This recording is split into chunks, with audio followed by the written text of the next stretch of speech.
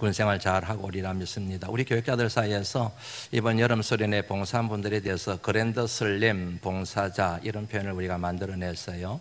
쉽게 말씀드리면은 유아 유치부에서도 봉사하고, 그리고 아동부 캠프에 가서도 봉사하고, 청소년부 수련회도 가서 봉사하고, 그런 성인분들을 일러서 그랜드 슬램 봉사자들이라고 이름을 붙였는데, 제일 먼저 이름이 나온 사람이 우리 김예찬 청년이었습니다. 그리고 또 어제 청년부 수련회까지 하고 참 우리 교회 안에서 선한 영향을 끼치는 훌륭한 청년이었습니다. 군생활을 통해서 또 더 귀하게 잘 훈련받고 멋지고 근사한 남성으로 또 변화돼서 오리라 그렇게 기대를 합니다.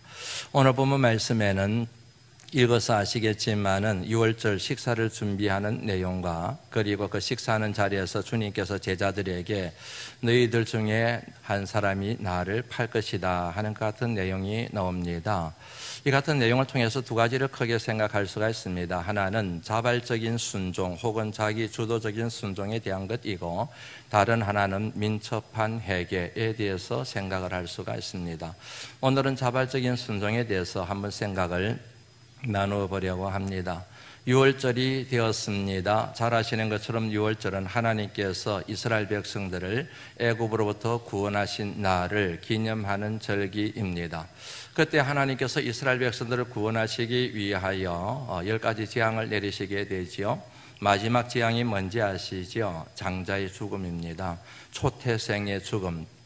다시 말씀드리면 태어난 모든 것들, 태어난 것 중에서 제일 먼저 태어난 것들이 다 죽임을 당하는 것이었지요. 하나님께서 이스라엘 백성들을 구원하시기 위하여 한 가지 방도를 일러주셨습니다. 그것은 명령이었습니다. 다시 말씀드리면 어린 양을 잡아서 그 피를 문설주에 바르는 것이었습니다. 이 같은 하나님 명령에 순종한 사람들은 살아남았지요. 주의 사자들이 그날 밤에 초태생을 다 죽일 때에 양의 피가 묻어있는 문설주가 있는 집, 그 집은 건너뛰어지 않습니까? 여기서 나온 말이 유월이지 않습니까? 영어로 패스오버라고 얘기를 하지요.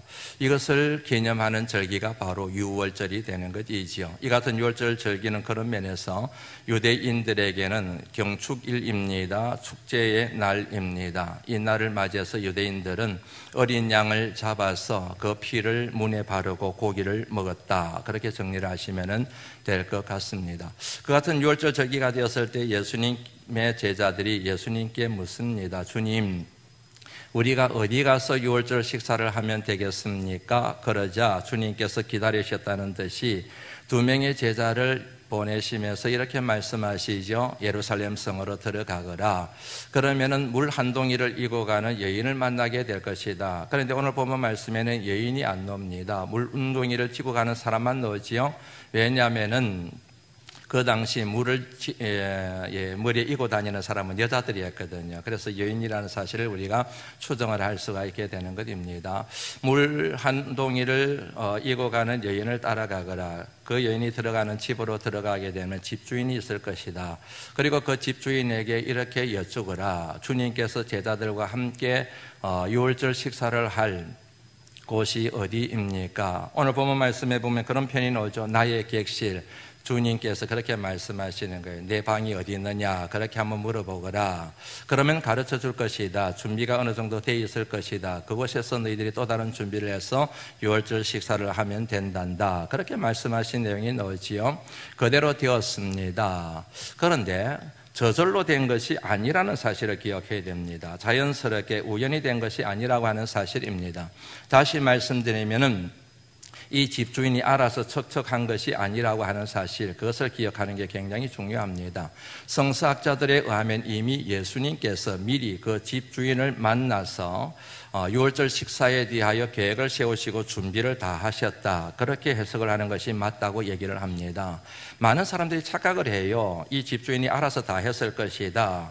뭔가 그가 은혜가를 받아서 알아서 다 주님이 말씀하시는 거니까 순종해야지 그랬을 거다, 그렇게 생각하는 경향이 있는데 그런 경향성과는 좀 떨어집니다. 주님이 이미 그 집주인을 만나서 내가 네 집에서 제자들과 함께 유월절 식사를 하게 될 것이다. 그래서 나온 편이 뭐라 그랬습니까? 내 객실, 내 방, 주인과 약속된 방이 어디 있느냐, 그렇게 표현하셨다는 얘기이죠. 이거는 여러분 굉장히 중요한 의미를 갖습니다. 한마디로 말씀을 드리면 주님께서 주님을 이 땅에 보내신 하나님의 뜻에 순종하시겠다는, 하나님의 뜻에 절대적으로 순종하시겠다는 의지의 표현이 바로 주님께서 유월절 식사를 미리 준비하신 그 내용을 통하여 알 수가 있게 되는 것이지요. 하나님의 뜻에 순종하겠습니다 하는 것이지요. 하나님의 뜻이 뭘까요? 한마디로 말씀드리면 죽는 거잖아요. 십자가 위에서 죽임을 당하시는 것이지 않습니까? 그 같은 죽음을 통하여 온 인류의 죄를 사하시고 구원하시는 것, 그것이 바로 하나님의 뜻이지 않습니까?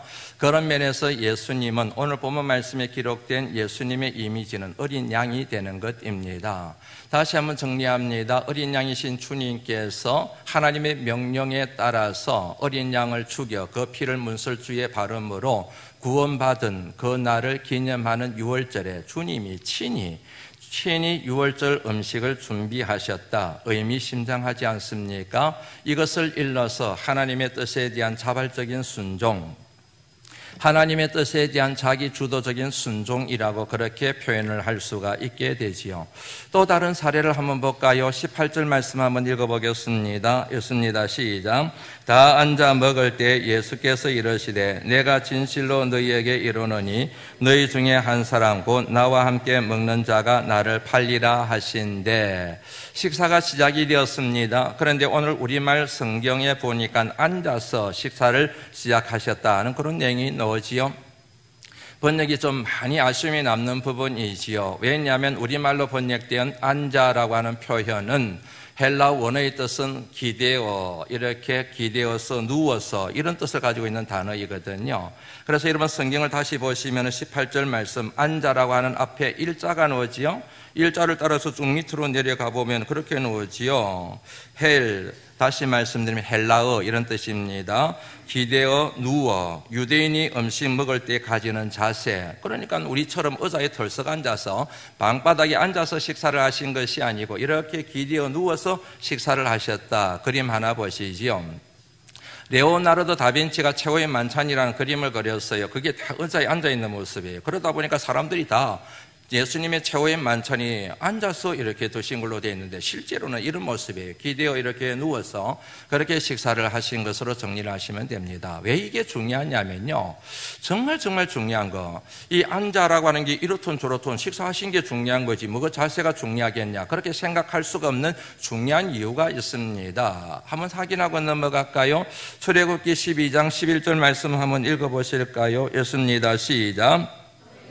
그것을 먹을지니 허리에 띠를 띠고 발에 신을 신고 손에 지팡이를 잡고 급히 먹어라. 이것이 여호와의 유월절이니라. 하나님께서 이스라엘 백성들이 출애굽할 때에 어떻게 식사를 해야 될지에 대하여 그 자세와 태도를 명령하신 내용이에요. 쉽게 말씀드리면 서서 먹으라는 거예요. 앉아서 먹지 말라는 거예요. 누워서 먹지 말라는 것입니다. 서서 먹어라. 그리고 급하게 먹어라. 여유를 가지고 느긋하게 먹으면 안 된다. 서서 급하게 먹어라. 이유가 뭔지 아시겠지요? 도망을 가야 되거든요. 지금 도망을 쳐야 되거든요. 왜냐하면 힘이 없잖아요. 바로의 노예이지 않습니까? 종이지 않습니까? 언제 바로와 그의 군대들이 들이닥쳐서 이스라엘 백성들을 진멸시킬지 모르는 절체절명의 순간에 있기 때문에 앉아서 밥을 먹거나 그리고 기대어 누워서 여유롭게 식사를 할 수 있는 형편이 아닌 거예요. 언제 들이닥칠지 모르기 때문에 서서 급하게 빨리빨리 먹고 도망가거라, 그런 말씀이지 않습니까? 그런데 이제는 그럴 필요가 없는 것이지요. 왜지요? 이제는 더 이상 종이 아니기 때문입니다. 이제는 더 이상 유대인들이 노예가 아니기 때문입니다. 다시 말씀드리면 우리는 이제 자유를 얻었다. 우리는 자유인이 되었다. 그러므로 유대인들의 식사 자세, 이렇게 기대듯이 누워서 식사를 하는 것은 우리는 자유인이다 하는 이 같은 선언의 의미와 상관이 있다는 얘기입니다. 이게 굉장히 중요합니다. 그냥 식사 자세가 이렇게 정해진 것이 아니라 우리는 이제 자유인이다. 우리는 더 이상 노예가 아니다. 우리는 더 이상 힘없는 존재가 아니다. 우리는 하나님의 거룩한 백성이다. 이 같은 의미가 식사 자세를 통하여 표현이 된다는 그런 말씀이지요. 제자들은 그렇게 식사할 수가 있습니다. 유월절을 맞이해서. 그런데 주님은 그럴 수가 없어요. 왜냐하면 잘 아시는 것처럼 죽음을 목전에 두고 있기 때문입니다. 언제 원수들이 들어닥쳐서 예수님을 붙잡아서 끌고 가서 죽일지 모르는 그런 절체절명의 순간에 주님이 계시잖아요. 그러니까 출애굽기 12장 11절 말씀을 빌리며 서서 시사를 하셔야 되는 거예요. 서서 시사를 하시고 급히 식사를 하셔야 될 그런 마당이지 않습니까? 원수들이 언제 들어올지 모르기 때문에. 그런데 주님께서는 그렇게 식사를 하지 않으시고 이렇게 기대어서 누워서 그야말로 천하태평처럼 편안하게 평안하게 여유롭게 식사를 지금 하고 계시는 장면에 나오지 않습니까? 이유는 간단한 거예요. 다시 말씀드리면 죽음으로부터 나는 자유해, 두려움으로부터 나는 자유해. 더 이상 나는 죽음과 그리고 두려움의 노예나 종이 아니야. 다시 말씀드리면 하나님의 뜻인 십자가 죽음을 거부하지 않고 그 뜻에 따르기로 결연하게 의지를 표현하고 있는 뉘앙스로 느낄 수 있는 말이 앉아라고 하는 이 표현 속에 담겨있는 의미라는 얘기이지요. 이해가 되시지요? 다시 말씀드리면 하나님의 뜻에 대하여 주님이 자기 주도적으로 자발적으로 순종하겠다는 의지가 표현된 것이 바로 앉아라고 하는 표현이라는 얘기입니다. 마지막 사례를 한 번 더 살펴볼까요? 예수님께서 식사 중에 제자들에게 이렇게 말씀하셨어요. 너희 중에 나를 팔 사람이 있을 것이다. 그러지 않습니까? 18절 말씀 다시 한번 읽어볼까요? 읽습니다. 시작.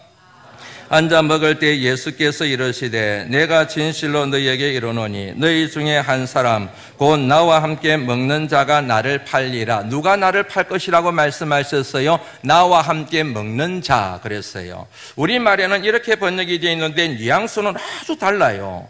여기서 함께 먹는다고 하는 것은 음식을 나눈다는 이런 의미가 아니에요. 그런 차원을 넘어서서 삶을 나누고 우정을 나누고 심지어는 생명까지도 나눌 수 있는, 그 사람을 위하여 내가 죽을 수 있고 그 사람이 또한 나를 위하여 죽을 수 있는 이런 관계를 표현할 때 사용되는 표현이 우리말로 나와 함께 먹는 자라고 그렇게 번역이 되었다는 얘기이지요. 다시 말씀드리면 예수님과 예수님들의 제자의 관계가 바로 그랬다는 거이지요. 정말로 생명까지도 나눌 수 있는 그런 관계가 형성되었다고 주님이 판단하신 것입니다. 그런데 나는 그렇게 생각하고 있는데, 그런데 그런 사람 중에 하나가 나를 팔게 될 것이다. 주님이 그렇게 말씀하시고 계신다는 얘기지요. 다시 한번 여러분들에게 정리를 합니다. 사람에 대한 이해가 참 중요합니다. 나에 대한 이해가 중요합니다. 다른 사람에 대한 이해가 중요합니다. 그것과 관련해서 말씀드리는 것입니다. 여러분, 사람은 절대로 믿으시면 안 됩니다. 사람을 신뢰하시면 안 됩니다. 사람은 신뢰의 대상이 될 수가 없습니다. 믿음의 대상이 될 수가 없습니다. 믿음의 대상은 오직 하나님 한 분밖에 없습니다. 우리가 만일 사람을 믿어준다고 한다면 그 사람 때문에 그 사람을 믿는 것이 아니라 그 배후에서 역사하실 하나님 때문에 그 사람을 믿어주는 것이지, 그 사람 때문에 그 사람을 믿으면 큰 코 다치게 되어져 있습니다. 다시 말씀드리지만 우리가 믿어야 될 상은 오직 하나님 한 분밖에 없음을 믿으시기를 주의 이름으로 축원합니다. 사람은 사랑의 대상이에요. 승림의 대상이고 축복의 대상이지 신뢰나 믿음의 대상으로 삼으시면 안 됩니다. 다시 한번 정리합니다. 여러분, 사람은 사랑의 대상이고 축복의 대상이고 우리의 승림의 대상이지 우리의 신뢰의 대상이나 믿음의 대상이 될 수가 없다. 사람 때문에 상처받고 사람 때문에 실망하고 사람 때문에 좌절하고 절망하는 분들이 의외로 많으세요. 사람에 대한 이해가 부족하기 때문에 그러지 않을까 생각할 수가 있습니다. 모든 사람들이 다 하나님의 은혜를 필요로 하는 죄인이라 이 같은 인간 이해가 가지고 있으면은 아예 사람이 그럴 수 있지 뭐. 예수님의 제자들도 3년간 그렇게 훈련받고 교육받았는데도 불구하고 그렇게 주님을 배반하고 예수님을 팔기도 하고 그랬는데 그게 인간의 실존인데 뭐 그렇게 이해하고 넘어갈 수 있다니까요. 그런데 사람을 자꾸만 믿게 되면은 내가 저를 믿었는데 내가 자기한테 어떻게 해줬는데 그러면서 자꾸 상처를 받게 되고 좌절하고 절망하게 되는 것이지요. 그리고 다른 하나는 나는 사람을 믿지 않아도 나는 다른 사람이 믿을 수 있는 신실한 삶을 살아가는 것, 이게 바로 우리 그리스도인들에게 필요한 덕목이라 그리 여겨집니다. 나는 사람을 믿지 않아요. 신뢰를 하지 않아요. 그러나 다른 사람이 나를 신뢰할 수 있도록 나는 신실한 삶을 살아가는 것, 그것이 믿음의 사람들에게 필요한 태도라는 얘기이지요. 그런 성도들이 되실 수 있기를 주의 이름으로 축원합니다. 이 같은 주님의 말씀에 대하여 제자들이 깜짝 놀래요. 19절 말씀 읽어볼까요? 읽습니다. 시작. 하나씩 하나씩 나는 아니지요 하고 말하기 시작하니 근심이라는 단어가 나와요. 우리말로 이렇게 번역이 되어 있지만 이 단어가 갖는 의미는 굉장히 충격적인 표현이에요. 다시 말씀드리면 감정적으로 그리고 정신적으로, 다시 말씀드리면 전인격적으로 충격을 받은 상태를 뜻하는 단어가 우리말 성경에는 근심이라는 단어로 번역이 되었다는 얘기입니다. 단순히 스치고 지나가는 정도로 근심하다, 걱정이 되었다, 염려가 되었다 이런 의미가 아니고 정신적으로 너무 충격을 받는 거예요. 너무너무 큰 충격을 받아서 제자들이 지금 막 이렇게 저렇게 반응을 보이게 되는 거이지요. 재미있는 것이 하나 있어요. 그것은 뭐냐면 예수님이 말씀하신 것은 두 가지예요. 하나는 뭐냐면 내가 팔릴 것이다. 그리고 결국에 내가 죽임을 당하게 될 것이다. 이게 하나이지요. 다른 하나는 나를 판 놈이 바로 여기에 있단다. 나를 판 사람이 여기에 있어 12명 가운데 하나란다. 두 가지 내용을 얘기하신 거예요. 그런데 제자들의 반응이 참 재미있지요. 나는 아니지요 그래요. 나는 아니지요. 돌아가면서 나는 아니지요. 나는 아니지요. 나는 아니지요. 막 그렇게 얘기를 하거든요. 뭘 얘기하느냐 하면은 예수님이 팔려가시고 십자가 위에서 죽임을 당하신다는 이 사실보다도 내가 그 배신자가 아닌 것에 대해서 항변하는 것에 더 깊은 관심을 기울이고 있음을 이 제자들의 태도를 통해서 알 수가 있지 않습니까? 웬만한 사람 같으면 주님 그런 일이 일어나다니요. 주님 그러면 안 되지 않습니까? 도대체 그놈이 누구입니까? 이렇게 나가야 되는데 나는 아니지요. 나는 아니지요. 나는 아니지요. 제자들이 여러분 끝까지 비겁한 태도를 사실은 보이고 있는 거이지요. 나만 아니면 돼. 이거예요. 나만 주님을 안 팔았으면 돼. 저놈이 팔았으면 그놈이 벌 받으면 되는 거고 주님이 죽으시면 더 이상 볼 것도 없는 분이신 것 같은데 끝나는 거지 뭐. 나는 아니지요. 굉장히 비겁한 태도를 사실은 보이고 있는 거이지요. 왜 그런 줄 아시지요? 다른 제자들도 찔리는 거예요 지금. 찔리지 않으면 나는 아니지요. 그렇게 반문할 필요가 없지 않습니까? 찔리는 거예요. 사실은 나머지 11명의 제자들도 잠재적 가룟 유다입니다. 가룟 유다에게만 예수님을 팔 마음이 있는 것이 아니고 이들도 나머지 11명들도 여차하면 도망갈 것 같은 마음의 자세가 되어 있는 거예요. 더 독한 마음을 먹으면 가룟 유다처럼 예수님을 팔아 넘길 가능성, 그런 기세가 그들에게 있었기 때문에 나는 아니지요 라고 그러며 자기를 방어하고 변호하면서 그렇게 반응을 보인 것입니다. 결국 여러분들이 잘 아시는 것처럼 그들이 주님이 붙잡히시자 다 도망가지 않습니까? 자기 한 목숨 살겠다고. 예수님을 3번이나 베드로는 부인하지 않습니까? 저주까지 하지 않습니까? 20절 말씀 한번 읽어볼까요? 읽습니다. 시작. 그래서 손을 넣는 자니라. 예수님이 이 사람이야 라고 얘기하신 거예요. 이 부분에 대해서는 다음 주일날 좀 더 꼼꼼하게 한번 살펴보죠. 21절 말씀 한번 읽어볼까요? 읽습니다. 시작.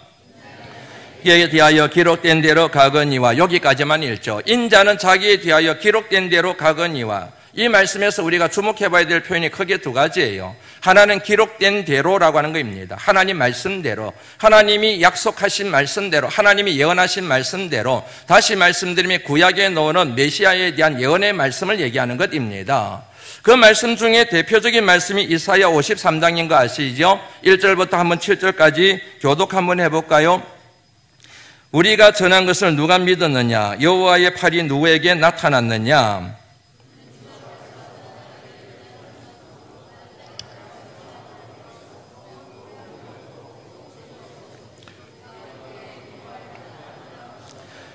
그는 멸시를 받아 사람들에게 버림받았으며 강고를 많이 겪었으며 질고를 아는 자라. 마치 사람들이 그에게서 얼굴을 가리는 것 같이 멸시를 당하였고 우리도 그를 기히 여기지 아니하였도다.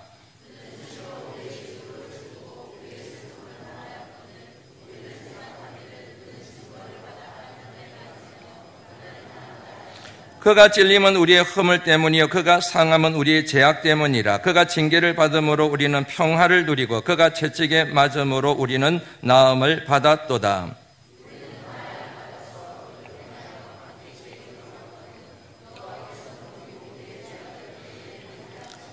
같이 읽을까요? 시작. 그가 곤욕을 당하여 괴로울 때에도 그의 입을 열지 아니하였음이요 마치 도수장으로 끌려가는 어린 양과 털 깎는 자 앞에서 잠잠한 양같이 그의 입을 열지 아니하였도다. 아멘. 메시아에 대한 예언의 말씀이에요. 이 땅에 오실 메시아가 고난의 종이 될 것이라고 하는 것, 결국에는 고난의 길을 걷다가 죽임을 당하게 될 것이라고 하는 사실. 그런데 죽음에 비유해서 하나님께서 예를 든 것이 뭐냐면 바로 어린 양 그러잖아요. 예. 이 말씀처럼, 이 예언의 말씀처럼, 이렇게 기록된 말씀처럼 나는 어린 양이 죽임을 당하듯이 결국 죽임을 당하게 될 것이다. 이런 메시지가 있는 거 있죠. 그 다음에 두 번째 주목해 보아야 될 것이 가거니와 되어 있습니다. 간다라고 하는 거 있지요. 이 말의 의미는 뭐냐면 이곳에서 저곳으로 움직인다. 이 지점에서 저 지점으로 이동한다. 다시 말씀드리면은 여기서 저곳으로, 삶에서 죽음으로 나아간다. 이런 의미를 갖고 있는 거예요. 지금 마가의 다락방이라고 일려진 이 같은 최후의 만찬 이 자리에서 나는 골고다 언덕에 이르게 될 것이다. 지금 삶의 자리에 있지만 결국에는 나는 죽음의 자리로 가게 될 것이다. 이런 의미가 바로 가거니와 라고 하는 이 표현 속에 담겨있는 의미라는 얘기입니다. 여기서 중요한 게 시제입니다. 과거형도 아닙니다. 미래형도 아닙니다. 현재형입니다. 쉽게 말씀드리면 나는 간다라는 것이지요. 예, 이 말씀의 의미는 그러므로 이런 겁니다. 나는 간다. 나는 골고다 언덕으로 간다. 나는 죽으러 간다. 오늘 간다. 억지로 가는 것이 아니라 마지 못해서 가는 것이 아니라 내 스스로 내 자발적으로 간다. 왜냐하면 그것이 하나님께서 오래전에 나에 대하여 예언한 말씀이기 때문에 그 말씀에 내가 순종하기 위하여 나는 간다. 이를 통해서 하나님의 뜻에 대한 하나님의 주님의 자발적인 순종을 우리가 생각할 수가 있게 되는 것이지요. 마가복음 14장 36절 말씀 같이 한번 읽어보실까요? 읽습니다. 시작. 아빠 아버지여, 아버지께는 모든 것이 가능하오니 이 잔을 내게서 옮기시옵소서. 그러나 나의 원대로 마옵시고 아버지의 원대로 하옵소서 하시고, 많은 사람들이 예수님께서 하나님의 뜻에 순종하기로 결단한 것이 바로 겟세마네 동산이라고 생각을 해요. 맞습니다. 틀린 것은 아닙니다. 그러나 이미 주님의 마음은 오래전부터 확정되었고 하나님의 뜻에 순종하기로 결단하여 그 행보를 이어가고 계시다는 사실을 오늘 말씀을 통하여 알 수가 있지요. 이미 주님은 죽음을 각오하신 거예요. 죽음을 거부하지 않고 하나님의 뜻에 순종하기로 이미 마음을 정하셨다니까요.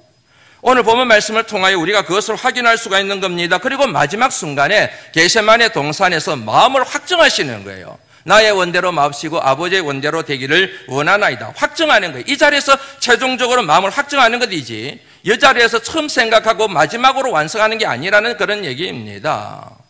이를 통해서 우리가 주님께서 철저하게 하나님의 뜻에 대하여 자발적으로 순종하고 계심을 알 수가 있습니다.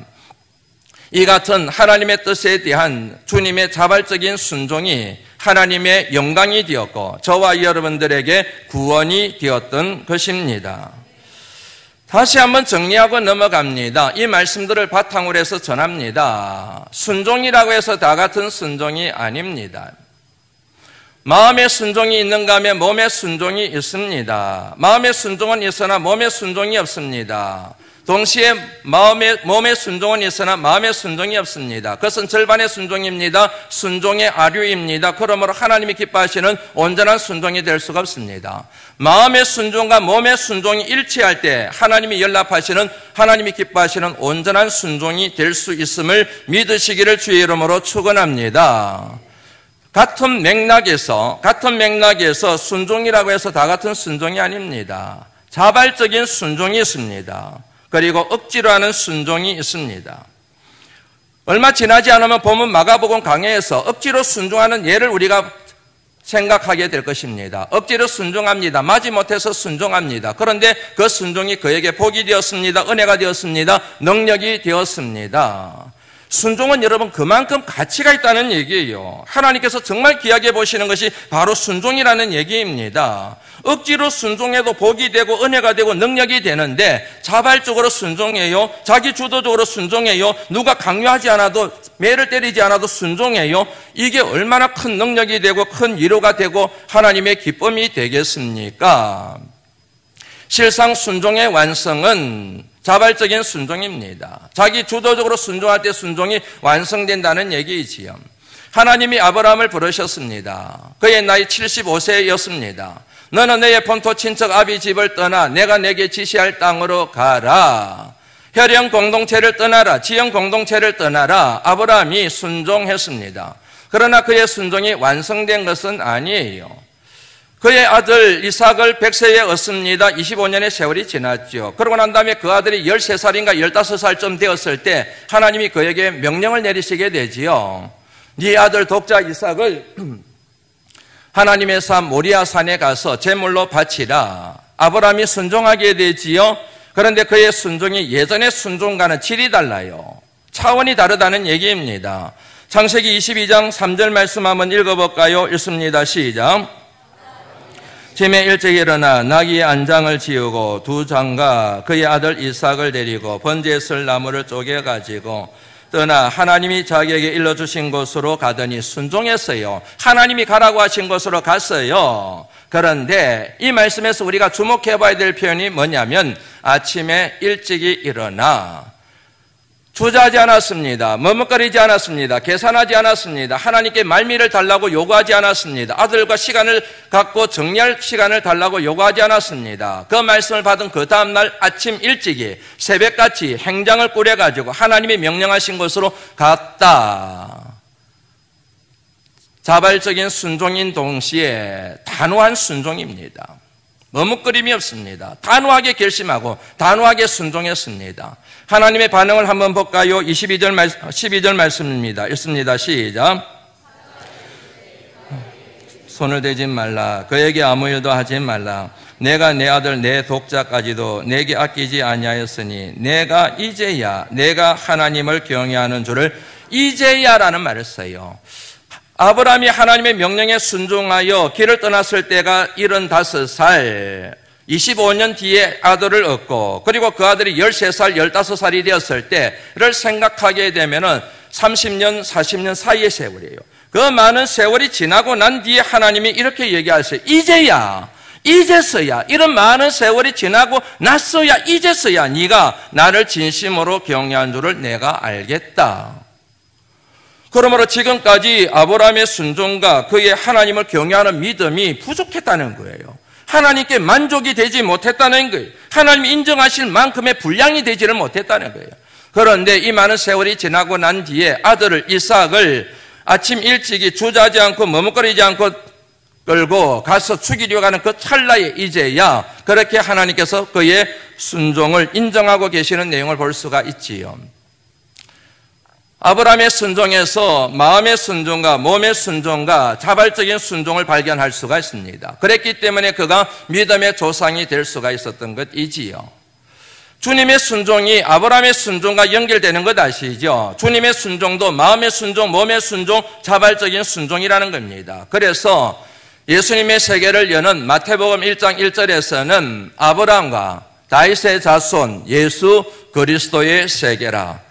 아브라함과 예수 그리스도를 연결시키는 고리가 뭔지 아세요? 순종이에요. 하나님의 뜻에 대하여 몸이 순종할 줄 알고 마음이 순종할 줄 알고 그리고 자발적으로 자기 주도적으로 순종할 줄 아는 순종이라는 사실을 잊어버리시면 안 됩니다. 왜냐하면 믿음, 신앙의 결정판이 순종이기 때문입니다. 왜 불순종하는지 아세요? 믿음이 없기 때문에 불순종하는 거예요. 듣기 싫어도 할 수가 없는 얘기입니다.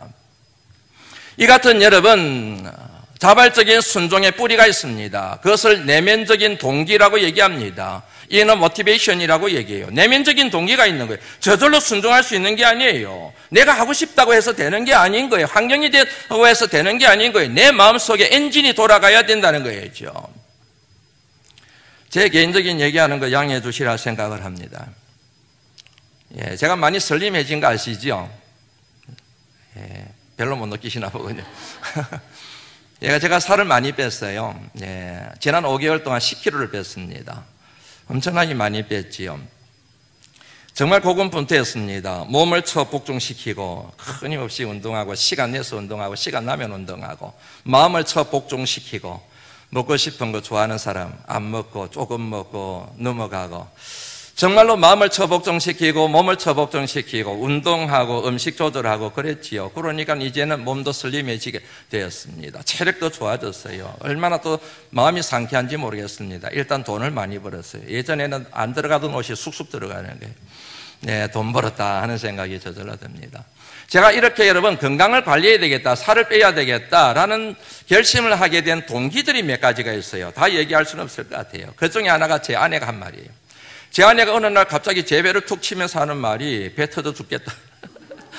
네, 제가 배가 불룩 튀어나와 있잖아요. 그러니까 배가 저도 뭐 심각성은 알고 있었지만은 이러면 안 되는데 빨리 배를 꺼줘야 되는데 뭐 되는 생각을 했는데 제 아내가 배를 툭 치면서 배 터져 죽겠다. 물론 지나가면서 웃자고 한 얘기지요. 그런데 그 말을 듣는 순간 제가 정신이 번쩍 나는 거예요. 정말 이러다가 내가 죽겠다. 저도 모르는 사이에 여러분 스트레스로 인하여 여러 가지 신체적인 이상으로 인하여 살이 찐 거잖아요. 잘못하다가 죽을 것 같아요. 그러면 어떻게 됩니까? 큰일 나잖아요. 우리 가정에도 큰일 나게 되고 교회도 큰일 나게 되고 목회자가 여러분 건강을 게을러서 건강관리 잘못해가지고 병이 들어서 죽게 되면 이것도 하나님의 영광을 가로막는 거잖아요. 그리고 무엇보다도 건강 하나 관리하지 못하는 사람이 어떻게 영적으로 성도들을 지도하고 관리하는 일들에 제가 여러분 책임을 질 수가 있겠습니까? 이거 심각한 문제다. 굉장히 심각하게 제가 받아들인 거예요. 그래서 그때부터 죽을 각오하고 내가 운동을 하기 시작한 거예요. 몸을 관리하자. 아니 몸 하나도 관리 못하는 사람이 무슨 영적으로 신앙생활을 관리한다고 할 수가 있겠냐? 그러면서 했지요. 그래서 여러분 신림해졌습니다. 제 아내의 그 말이 약이 된 것이지요. 그걸 뭐라고 얘기하느냐면 내면적인 동기라고 얘기하는 겁니다. 제 마음을 팍 쳐버린 거이지요. 우리가 여러분 자발적으로 하나님의 뜻에 순종하는 삶을 살아가는데 이 같은 내면적인 동기가 있게 마련입니다. 왜 우리가 순종하고 싶은데 순종이 안 되느냐면요, 내면적인 동기가 없는 거예요. 그 내면적인 동기가 뭐냐면 하나님과 인격적인 만남입니다. 소명 체험입니다. 다른 식으로 말하면 종교적 체험입니다. 이것을 한데 묶어서 뭐라고 얘기하느냐면 은혜라고 얘기를 하는 것입니다. 여러분 재언자들이 활동을 할 때 세 가지 과정을 거치게 되어 있는 것 알고 계시지요? 하나가 소명체험의 과정입니다. 하나님을 인격적으로 만나는 종교적 체험을 얘기하는 과정을 소명체험의 과정이라고 얘기합니다. 그리고 두 번째는 파송의 과정입니다. 내가 오고 싶어서 온 게 아니라는 거예요. 내가 원해서 온 게 아니라는 거예요. 하나님이 나를 보내시고 하나님이 나를 파송하셨다는 자의식을 갖게 만드는 파송의 과정이 있습니다. 그리고 마지막이 전달의 과정이에요.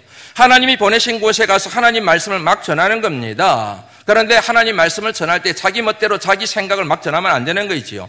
하나님이 주신 말씀을 그대로 전해야 되는 거이지요. 그래서 이들이 사용하는 독특한 문구가 있습니다. 여호와께서 가라사대, 여호와께서 말씀하시되, 여호와께서 내게 이르시기를, 그러고 난 다음에 하나님 말씀을 전하잖아요.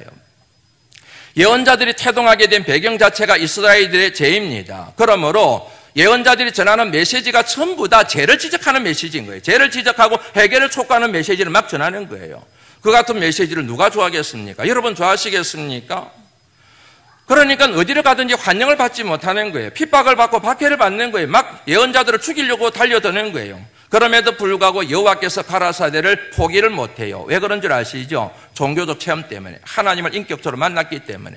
그래서 내 육신을 죽이는 사람을 두려워하는 것이 아니라 육신뿐만 아니라 영혼까지도 죽일 수 있는 하나님을 두려워하는 그 믿음 때문에, 소명 때문에 죽으라고 여호와께서 가라사대를 외치는 그 같은 예언자적 사명을 감당하게 되는 것이거든요.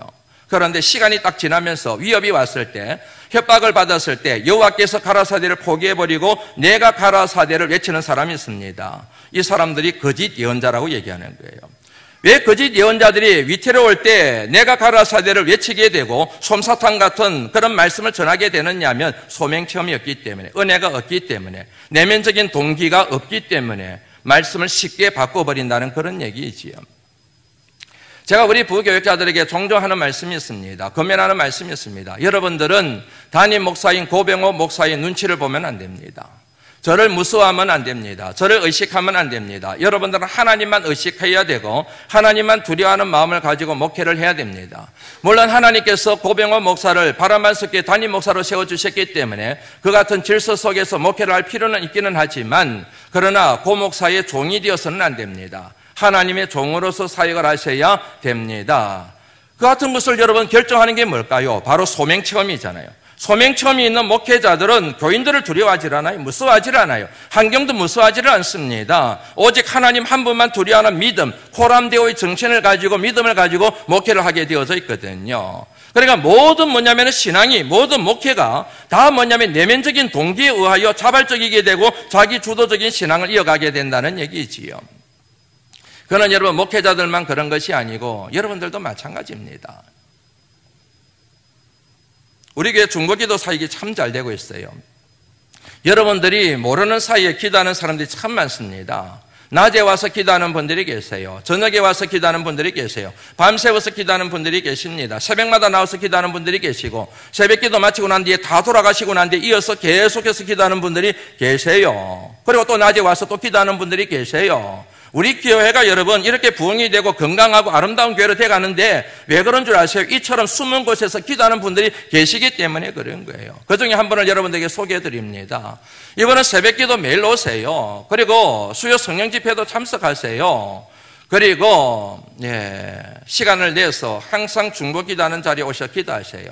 지난주 중에도 기도하러 오셨더라고요. 그래서 제가 너무 고마워서 그런 메시지를 보냈습니다. 감사합니다 하는 메시지를 보냈어요. 그런데 답이 저한테 왔는데요. 그 답에 제가 너무 은혜를 받았어요. 어떤 내용이냐면 베풀어 주시는 은혜 늘 넘칩니다. 베풀어 주시는 하나님의 은혜가 늘 넘친다는 거예요. 저는 이 대답이 너무너무 좋은 거예요. 누가 시켜서 하는 게 아니에요. 자발적으로 중보기도 사역을 하는 거예요. 기도탑에 올라가서 기도하는 거예요. 오느라 가느라 이런 얘기 할 필요가 없는 거예요. 자동이에요. 자발적이에요. 자기 주도적으로 하는 거예요. 왜요? 은혜. 하나님께서 베풀어 주시는 은혜가 이분 심령에 넘치는 거예요. 차고 넘쳐나니까 그 은혜 때문에 기도하는 자리에 오지 않고서는 배길 수가 없는 마음이 되는 거예요. 이 답을 받고 이분 정말 복받은 분이구나, 그런 생각을 했습니다. 왜 여러분 예배가 힘들까요? 왜 기도가 힘들까요? 왜 봉사가 힘들까요? 왜 순종이 힘들까요? 그 이유가 도대체 뭘까요? 은혜를 잃어버렸기 때문 아니겠습니까? 믿음을 잃어버렸기 때문이 아니겠습니까? 여러분들 제가 한번 여쭤보지요. 여러분들에게 믿음이 있습니까? 여러분 진짜로 하나님을 믿으십니까? 속으로 대답하셔도 됩니다. 여러분들은 진짜로 구원받았다고 확신하십니까? 그리고 지금이라도 죽으면 천국 가는 것을 여러분 믿으십니까? 그런데 그 같은 믿음을 여러분들은 무엇으로 증명하시겠습니까? 내게 그 같은 믿음이 있다는 사실을 어떻게 여러분 확인하시겠습니까? 최종적인 결론은 하나밖에 없습니다. 순종입니다. 절대적으로 믿음과 순종은 뗄 수가 없는 거예요. 앞서 말씀드린 것처럼 왜 불순종하는데요? 신앙이 없는 거예요. 불신앙이에요. 그리고 신앙의 열매는 언제나 순종이고 순종의 뿌리가 믿음이라는 사실을 절대로 잊어버리시면 안 된다는 말씀을 여러분들에게 드립니다. 사랑하는 성도 여러분, 은혜를 회복하시기를 주의 이름으로 축원합니다. 참된 믿음을 회복하시기를 주의 이름으로 부탁을 드립니다. 이제 말씀을 마무리하려고 합니다. 자기 주도적 학습이라는 말이 있습니다. 학부모님들은 다 알고 계실 거예요. 자기 주도적 학습, 쉽게 말씀드리면 학생이 스스로 공부하는 거예요. 자기 스스로 학습의 필요를 진단하게 되고 학습의 목표를 자기 스스로 정하게 되고 그 목표를 달성하기 위해서 스스로 노력하는 것을 일러서 자기 주도적 학습이라고 얘기하는 겁니다. 그런 자녀들을 본 부모님들은 정말 기뻐요. 내 자식이 알아서 공부를 하는 거예요. 내 자식이 알아서 노력을 하는 거예요. 부모가 돼가지고 얘기할 필요가 없어요. 공부해라, 게임하지 말라, 놀러 가지 말라, 이런 얘기 할 필요가 하나도 없어. 자기 알아서 다 하니까. 부모도 너무너무 행복하고 자녀에 대한 기대하는 마음이 생기게 되고 자녀도 얼마나 자기 인생에 대하여 근사한 삶을 지금 갖고 가는지 몰라요. 그런데 하지를 않아요. 하지를 않기 때문에 맨날 얘기해요. 공부해라, 공부해라. 게으르지 마라. 게임 가까이 하지 마라. 인터넷 좀 줄이거라. 뭐 하지 마라. 하지 마라. 좀 제발 공부해라. 안 되면 혼내기도 하고, 안 되면 매를 때리기도 하고, 안 되면 용돈 줄이기도 하고, 안 되면 이렇게 해도 저 방법을 써도. 와, 이게 부모가 여러분 정말 힘든 거예요. 정말 힘든 거예요. 그 자식 때문에 살맛이 안 나는 거예요. 본인도 뭐냐면 너무 스트레스를 받는 거예요. 막 집을 뛰쳐나고 싶은 거예요. 맨날 부모가 공부해라 그러지, 뭐 하라 그러지, 뭐 하라 그러지. 짜증이나 죽겠어요. 막 집이 싫어요. 부모가 싫어요. 더 하기 싫어져 버리는 거죠. 정말 불행한 일이잖아요. 그런데 앞서 말씀드린 것처럼 자식이 알아가지고 내가 공부를 해야 되겠구나. 열심히 공부를 해야 되겠구나. 내면적인 동기, 꿈을 향해서 내가 노력을 해야 되겠구나. 그러면 여러분 그 자녀는 정말 근사한 자녀가 되지 않겠습니까? 신앙생활이라고 해서 예외이겠습니까? 내게 주신 하나님은 내가 너무 감사한 거예요. 주님의 십자가 보혈의 은혜가 너무너무 고마운 거예요. 어떻게 하면 갚을 수 있을까? 1000만분의 1, 100만분의 1이라도 내가 갚을 수 있으면 감사하겠다. 그 같은 마음을 가지고 예배생활, 기도생활, 봉사생활, 헌신하는 생활, 하나님의 말씀을 그래도 순종하겠다고, 마음으로 순종하고 몸으로 순종하고 자발적으로 순종하겠다고 힘쓰는 거, 그게 바로 은혜 받은 자의 마땅한 자세이지 않겠습니까? 이미 저와 여러분들이 받은 복이 큽니다. 지금까지 받은 복이 30배라고 한다면 이 같은 자발적인 순종을 이루어낼 때에 60배의 복과 100배의 복이 넘치는 은혜가 저와 여러분들 삶 가운데 넘치게 될 줄로 믿습니다. 사랑하는 성도 여러분, 오늘 이 시간 마음에 확정하시기를 바랍니다. 하나님의 은혜 때문에 나도 자발적인 순종, 자기 주도적인 순종이 있는 신앙생활을 영위하기로, 그 마음에 작정하는 순간 성령 하나님께서 여러분들을 인도해 주시고 그 같은 순종의 삶을 살아내는 데 필요한 모든 근세들을 공급해 주실 줄로 믿습니다. 순종도 결국 내 힘으로 되는 것이 아니라 주의 도우심으로 가능하지 않겠습니까? 그 같은 아름다운 순종의 삶을 살아내셔서 오늘 이 시대를 축복하는, 오늘 이 시대의 아브라함이 되시기를, 참된 주님의 제자들이 되시기를 주의 이름으로 축원합니다. 기도합니다. 하나님 감사합니다. 오늘